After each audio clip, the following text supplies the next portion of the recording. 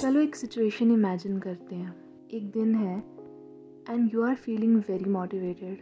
आपको लग रहा है कि अब आपको कोई नहीं रोक सकता पढ़ने से, बस अब आपको बैठने की देर है टेबल पर and then you will start studying with full enthusiasm, full power and no one can stop you. And उस दिन आपने डिसाइड कर लिया कि अब से तो मैं रोज़ सुबह उठूँगा 6 बजे या 4 बजे एंड 4 बजे उठकर सुबह मैं अपनी स्टडीज़ को स्टार्ट करूँगा। आपने ये सोच लिया। एक दिन आपने किया इसको कंटिन्यू बहुत अच्छे से and you are very happy. दूसरे दिन किया, तीसरे दिन किया, 4th डे किया, मे बी 7th डे किया, 10th डे किया एंड देन ये रूटीन थोड़ी सी मिस होने लगी। ओके, एक दिन आपको रात को नींद नहीं आई एंड सुबह आपसे 4 बजे नहीं उठा गया एंड आप उठे 7 बजे। तो उस दिन तो आप पूरा गिल्ट में निकाल दिया कि यार मेरे सुबह के 3 घंटे चले गए, मुझे पढ़ना था, इतना अच्छा चल रहा था, काश मैं उठ जाती, क्यों नहीं उठी। वेल, चलो कोई बात नहीं, मैंने 10 दिन तो अच्छे से पढ़ा, अब मैं एक और दिन मिस हो गया, कोई बात नहीं, अब मैं कल से वापस से उठूँगी। एंड अगले दिन सेम सिचुएशन होती है, आप नहीं उठ पाते एंड ये सिचुएशन 2-3 दिन तक होती रहती है and you are in that guilt trap कि मैंने ऐसे सोचा था और ऐसा हो नहीं पा रहा। मीन्स हम भागते हैं परफेक्शन के पीछे। परफेक्शन कि मैंने ये सोचा था तो ये वैसा ही होना चाहिए, अगर वैसा नहीं हुआ I will procrastinate, I will be in the guilt trap. अब ऑनेस्टली बताना ये किस किस के साथ होता है, क्योंकि मेरे साथ ये होता था पहले बहुत ज़्यादा, अभी भी होता है, but I will say that duration का डिफरेंस आ गया है because I have learned a lot of things, I have experienced my journey. And जब आप एक चीज़ के पीछे लगे रहते हो, आप अपनी गलतियों से सीखते हो, तो डेफिनेटली इम्प्रूवमेंट होती है and the same improvement I have seen. So अगर सपोज़ कुछ सालों पहले अगर ऐसा मेरे साथ हो तो मे बी मैं 1 वीक वेस्ट कर दूँ, लेकिन अगर मैं अभी प्रेजेंटली सिचुएशन बताऊँ तो maximum 2 days, minimum half day and that's it. उसके बाद मैं अपनी स्टडीज़ पे वापस आ जाती हूँ। तो होता क्या है ना, हमें अपनी रूटीन को फिक्स रखना चाहिए।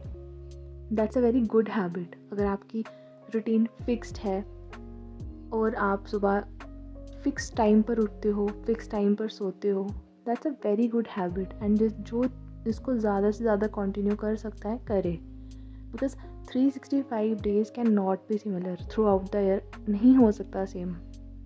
हमारी लाइफ है यार, सिर्फ पढ़ाई नहीं है, बहुत चीज़ें होती हैं लाइफ में, बहुत चीज़ें।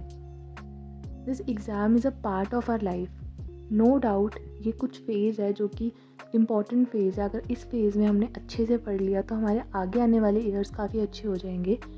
एंड अभी हमें अपनी स्टडी को प्रायोरिटाइज़ करना है, but still this is a part of life. ऐसा बिल्कुल नहीं होता कि हमारी लाइफ में और कुछ नहीं चल रहा and we are just compartmentalised और हम सिर्फ पढ़ रहे हैं।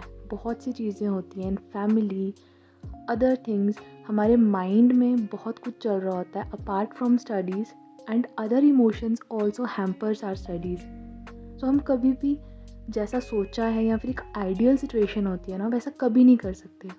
हम केमिस्ट्री में ही पढ़ते हैं यार, जब हम सिचुएशंस लेते हैं वे लेते हैं in ideal situation, but reality में that ideal situation can not be generated, right. So अब मैं आपको क्या बताने वाली हूँ वो ध्यान से सुनना। सो हमने एक रूटीन बनाई एंड हम उस रूटीन को फॉलो नहीं कर पाए, उसकी वजह से हम चले गए गिल्ट ट्रिप में एंड फिर हमने पढ़ना छोड़ दिया। बस यही पॉइंट है जहाँ पे हमें सुधार लाना है एंड जिस चीज़ को हमें ओवरकम करना है। हमने एक रूटीन बनाई, वेल एंड गुड, बहुत अच्छी बात है, बट अगर किसी दिन हम उस रूटीन पे नहीं खड़े उतर पाते तो हमें अपनी पढ़ाई को छोड़ना नहीं है। हम जितने बजे उठ रहे हैं, हम जितने बजे सो रहे हैं, हमें अपनी स्टडीज़ को कंटिन्यू करना है। That is the utmost important thing. बाकी जितनी भी चीज़ें हैं ना, सब सेकेंडरी हैं। आप कितने बजे उठकर पढ़ रहे हो, कितने बजे सो रहे हो, कब खाना खा रहे हो, कब कुछ कर रहे हो, that everything doesn't matters at all. अगर आप सुबह उठकर ही बहुत अच्छे से इफ़ेक्टिवली लगातार 8 घंटे पढ़ सकते हो। और आप ऐसा कर रहे हो, सपोज़ कोई बच्चा है, वो सुबह उठता है 6 बजे एंड फिर वो कंटिन्यूसली 8 घंटे पढ़ता है 2 बजे तक, उसके बाद वो पूरा दिन मज़े करता है। और एक तरफ दूसरा बच्चा है, वो पूरे दिन में 2-2 घंटे का स्लॉट लेकर 8 घंटे पढ़ता है। तो दोनों ने पढ़ा ना, तो एंड में रिजल्ट्स क्या होंगे कि दोनों ने पढ़ा। जिसने ज़्यादा अच्छे से दिमाग लगाकर पढ़ा होगा उसके ज़्यादा स्कोर आ जाएगा, जिसने अच्छे से नहीं पढ़ा होगा उसका कम स्कोर आ जाएगा, बट दोनों ने 8 घंटे पढ़ा। तो एंड में मैटर करता है आपने पढ़ा क्या, कितना पढ़ा, अपने टारगेट्स को कंप्लीट किया या ना किया, दैट मैटर्स, ना कि टाइम। अगर किसी दिन आपकी रूटीन पे आप खड़े ना उतर पाओ तो तब भी आपको पढ़ना है, दैट इज़ इम्पॉर्टेंट। और मैं तो ये कहूँगी कि कभी भी अपनी रूटीन को ना स्ट्रिक्ट मत रखो। नो डाउट अगर आपकी एक फिक्स्ड रूटीन है ना तो टाइम वेस्ट कम होगा। आपको पता है आपको सुबह उठ के इतने बजे पढ़ने बैठ जाना है, इतने बजे आपको ब्रेकफास्ट करना है, इतने बजे आपको सेकंड स्लॉट स्टार्ट करना है, तो उसमें क्या होता है ना कि आपकी एनर्जी ज़्यादा वेस्ट नहीं होती। लेकिन पॉइंट ये आ जाता है कि अगर आप किसी दिन अपनी रूटीन को फॉलो ना कर पाओ तो आप डिमोटिवेट फील करते हो। वो चीज़ गलत है, वो चीज़ नहीं होनी चाहिए। आपको मेन फोकस रखना है अपने टारगेट्स पे। एंड आई विल से कि आपको अपना टारगेट्स, अपनी स्टडीज़ को भी थोड़ा फ्लेक्सिबल रखना चाहिए। जैसे मेरी भी अभी कुछ दिनों से रूटीन ऐसी ही जा रही है। मेरा कोई फिक्स टाइम नहीं है। रात को जब मुझे नींद आ जाए तब मैं सो जाती हूँ, उससे पहले मैं पढ़ती रहती हूँ। एंड फिर सुबह मैं उठती हूँ रात के अकॉर्डिंग, जितने बजे मैं सोई हूँ उसके अकॉर्डिंग 6-7 घंटे के बाद मैं उठ जाती हूँ एंड फिर मैं पढ़ने लग जाती हूँ। तो मेरा टारगेट यही होता है कि मुझे जो दिन के टारगेट्स हैं, जो मैंने अपने लिए सोचा है कि आज मुझे ये चीज़ें कंप्लीट करनी है, मैं उनको कंप्लीट करती हूँ। होता क्या है ना कि लाइफ में हम बिल्कुल सेम चीज़ें कभी फॉलो नहीं कर सकते, वरना बहुत मोनोटोनस हो जाती है लाइफ। ऐसा नहीं है कि मैंने कभी बिल्कुल कॉन्टिन्यू सेम रूटीन फॉलो नहीं की है, बिल्कुल ऐसा नहीं है। जब मैंने कुछ last year I have join library. So library में मैं अराउंड 3-4 मंथ्स तक सेम टाइम पर गई हूँ, सेम टाइम पर आई हूँ। दैट वॉज अप्रॉक्सीमेटली मैं सुबह 6 बजे लाइब्रेरी पहुँची होती थी। वहाँ पे कोई बच्चा नहीं होता था, सबसे पहले मैं ही जाके खुलवाती थी लाइब्रेरी। एंड ये रूटीन मैंने 5 मंथ्स तक फॉलो की थी एक स्ट्रेच में।